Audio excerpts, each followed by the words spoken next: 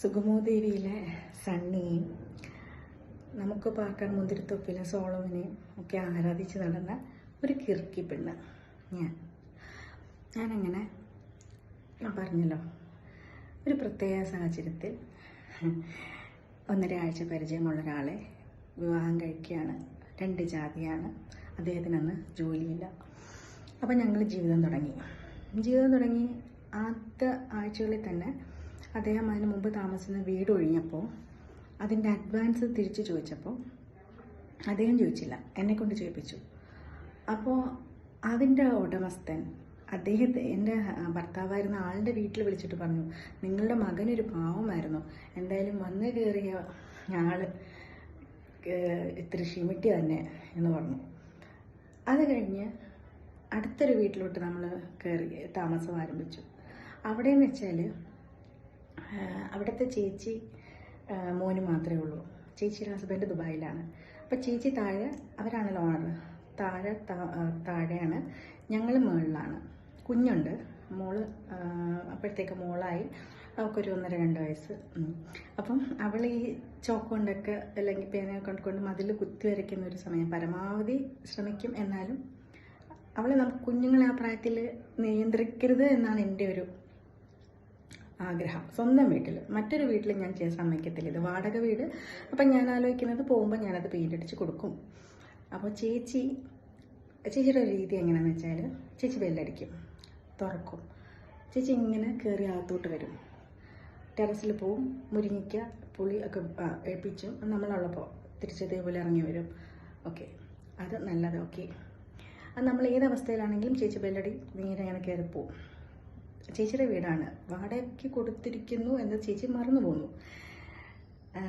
ഞങ്ങളില്ലാത്തപ്പോൾ ചേച്ചി ഒരു ചാവി കൈ വെച്ചിട്ടുണ്ട്. ചേച്ചി കയറും, അവിടെ ഇവിടെയൊക്കെ ഉറുമ്പുണ്ട്, അവിടെയൊക്കെ ചോക്ക വെച്ച് വരയ്ക്കും.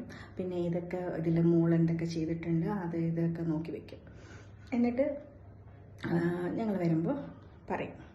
അപ്പോൾ പുള്ളി ഭയങ്കരമായിട്ടും, അദ്ദേഹം എൻ്റെ ഹസ്ബൻഡായിട്ടുള്ള ഭയങ്കരമായിട്ടും അത് അക്സെപ്റ്റ് ചെയ്യും. പുള്ളി അവരോട് ക്ഷമ ചോദിക്കും, ഒരുപാട് ക്ഷമ ചോദിക്കും. അത് അവളുടെ ഭാഗത്തു നിന്ന് അങ്ങനെ ഒരു തെറ്റ് വന്നു, ഇങ്ങനെയുള്ള എല്ലാ സംഭവങ്ങൾക്കും അദ്ദേഹമാണ് ക്ഷമ ചോദിക്കുന്നത്. അപ്പം കറണ്ട് ബില്ല് കൂടുന്നു. അപ്പം ഞാൻ കേൾക്കുന്നു, ഈ കലക്കിങ്ങനെ ഒന്നും ശ്രദ്ധയില്ല അല്ലേ, ഭയങ്കര നിരാശയോടെ അദ്ദേഹത്തിനോട് പറയുകയാണ്. അപ്പം ഞാൻ വല്ലാത്തൊരു നിഷേധിയാണ് എന്നുള്ള ഒരു തുടക്കം തൊട്ടേ വാടക വീട്ടിൽ ഇങ്ങനെയുള്ള കാര്യങ്ങളിൽ എനിക്കത് ഇപ്പോഴും തെറ്റാണെന്ന് തന്നെയാണ് തോന്നുന്നത്. വാടകയ്ക്ക് തന്നു കഴിഞ്ഞാൽ നമ്മുടെ അനുവാദമില്ലാതെ കയറാൻ പാടില്ല. അപ്പം ഞാൻ ഇങ്ങനെയുള്ള കാര്യങ്ങൾക്ക് പ്രതികരിക്കുമ്പോഴൊക്കെ എൻ്റെ ഉള്ളിൽ സുഗമോദേവിയിലെ സണ്ണിയും നമുക്ക് പാർക്കാൻ മുന്തിരിത്തോപ്പിലെ സോളമനും ഒക്കെയാണ്. അപ്പോൾ അദ്ദേഹത്തിനെ സംബന്ധിച്ചോളം അദ്ദേഹം ഒരു ബിസിനസ്സുകാരനാണ്. വിവാഹത്തിന് ശേഷമാണ് നമ്മൾ തുടങ്ങിയത്.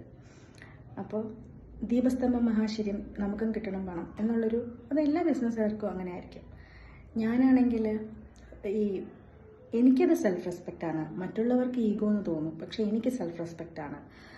അപ്പം വിവാഹത്തിന് മുമ്പ് അനുഭവിച്ച അതേ അപമാനങ്ങളുടെ തുടർക്കഥ പോലെ വിവാഹത്തിന് ശേഷം ഇങ്ങനെ ഓരോ ഇടത്ത് നിന്ന് ഈ ടൈപ്പ്, എനിക്ക് മറ്റൊരാളുടെ മുന്നിൽ എന്നെ അപമാനിച്ചു കഴിഞ്ഞാൽ ഞാനല്ലാതായി മാറും. എനിക്കൊരു നിലപാടുണ്ട്. അത് ചിലപ്പോൾ മറ്റുള്ളവർക്ക്, കഴിവതും മറ്റുള്ളവരെ ദ്രോഹിക്കാതെ പോകാൻ ഞാൻ ശ്രമിക്കുന്ന ഒരാളാണ്. അച്ഛനെ ധിക്കരിച്ചെങ്കിൽ ഈ നിമിഷം വരെ അച്ഛനെ ഓർക്കാം. ഞാൻ 1 രൂപ അച്ഛനെ നിന്ന് വാങ്ങിച്ചിട്ടില്ല. അച്ഛൻ എനിക്ക് നിറയെ സ്വർണവും ഒക്കെ ഇട്ടാണ് എന്നെ കല്യാണ മണ്ഡപത്തിലേക്ക് കയറ്റിയത്. അന്ന് അത് വേണ്ട എന്ന് പറയാനുള്ള ഒരു പക്വത പോലും എനിക്കില്ലായിരുന്നു. സ്ത്രീധനം വേണ്ട എന്ന് പറയാനുള്ള പക്വത പോലും എനിക്കുണ്ടായിരുന്നില്ല. പക്ഷേ ഇങ്ങനെ കുറേ സങ്കല്പങ്ങൾ എനിക്കുണ്ടായിരുന്നു, ഒരുപാട് സങ്കല്പങ്ങളുണ്ടായിരുന്നു. അപ്പോൾ അതിന് നേരെ വിരുദ്ധമായൊരു ജീവിതമായപ്പോഴത്തേക്കും ഞാൻ ആത്മഹത്യയെക്കുറിച്ച് ചിന്തിച്ചില്ല എന്ന് പറയാൻ പറ്റത്തില്ല, ചിന്തിച്ചിരുന്നു ഒരു കാലം വരെ. പക്ഷേ ഞാനതിനെ മറികടന്നു. എൻ്റെ ഡെഫിനിഷൻ, ലൈഫിൻ്റെ ഡെഫിനിഷൻ ഞാൻ തന്നെ എഴുതി ഉണ്ടാക്കിയതാണ്. കാരണം അടിച്ചമർത്തപ്പെട്ട് വളരെ യാഥാസ്ഥിതികമായിട്ടുള്ളൊരു ഫാമിലി ബാക്ക്ഗ്രൗണ്ട്, വിവാഹ ജീവിതത്തിലെ ഇത്തരത്തിലുള്ള പൊരുത്തക്കേടുകൾ. കാരണം നമ്മൾ കാര്യം നേടാൻ എനിക്കങ്ങനെ ഒരു ആളുടെ താഴോട്ട് പോകാൻ വളരെ ബുദ്ധിമുട്ടാണ്.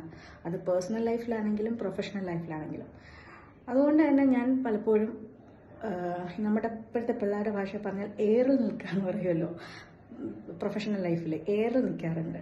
എൻ്റെ നിലപാടുകളെ വിട്ട് എന്നെ അപമാനിച്ചാൽ, എൻ്റെ നിലപാട് ശരിയാണെങ്കിൽ അപമാനം സഹിക്കാൻ ഞാൻ തയ്യാറാവാറില്ല. അപ്പോൾ ഇതൊക്കെയാണ് യഥാർത്ഥ വ്യക്തി ഞാൻ. പ്രൊഫഷണലി എനിക്ക് ഇതൊക്കെ മറച്ചു വെച്ച് പുതിയൊരു രൂപം, ഒരു ഫേക്ക് രൂപത്തിൽ വേണമെങ്കിൽ നിങ്ങളുടെയൊക്കെ മുന്നിൽ പ്രസൻറ്റ് ചെയ്യാം എന്നെ. എന്തിന്? ഞാൻ ഡിവോഴ്സ് ആയ സമയത്ത് കഥയിലെ ജീവിതം എന്ന പ്രോഗ്രാം ചെയ്തുകൊണ്ടിരിക്കുക. ഇപ്പം ഞാൻ ആലോചിക്കാറുണ്ട്, പല സ്റ്റേറ്റ്മെൻറ്റ്സും മാറ്റേണ്ടതായിട്ടുണ്ടായിരുന്നു.